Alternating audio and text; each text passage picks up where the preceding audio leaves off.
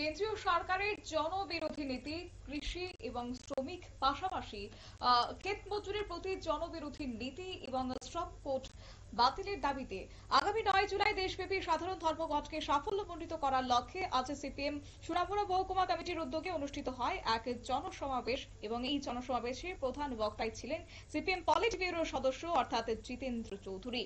এদিন সভা শুরুর পূর্বে সিপিএম দলীয় কর্মী সমর্থকদের নিয়ে সোনামুড়া শহরে অনুষ্ঠিত হয় এক মিছিল। সেই মিছিলটি শহরে বিভিন্ন পথ পরিক্রমা করে রবীন্দ্র চৌমুহনীতে এসে সভায় মিলিত হয়।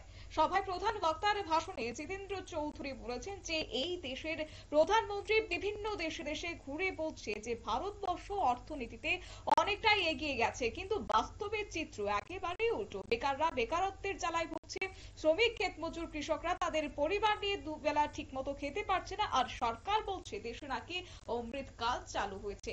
কোটানকুটি কথাই বললেন আজ জিতেন্দ্র চৌধুরী। কি রয়েছে বিরোধী দলনেতার ভাষণে, শুনুন।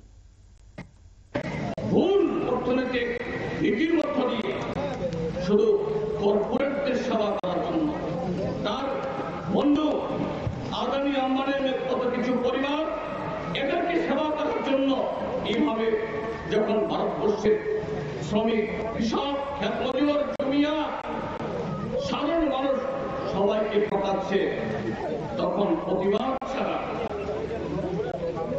ধর্মঘট ছাড়া, জিহাদ ছাড়া সেখানে নতুন কোন পথ খোলা নেই। সেটাই হলো আগামী 9 তারিখের ধর্মঘট।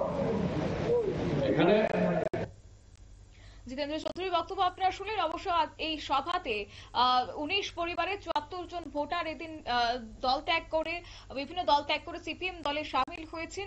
এছাড়াও এদিন জিতেন্দ্র চৌধুরী তাদেরকে বরণ করে নেন। সেদিনের এই সভায় উপস্থিত ছিলেন সিপিএম রাজ্য কমিটির সদস্য সুরেশ দাস, বিধায়ক শ্যামল চক্রবর্তী, সিপিএম জেলা সম্পাদক রতন সাহা, ওহিদুর রহমান সহ অন্যান্য নেতৃত্বরা। এদিনের সবাইকে কেন্দ্র করে প্রাকৃতিক দুর্যোগের পরেও কর্মী সমর্থকদের উপস্থিতি ছিল লক্ষণীয়।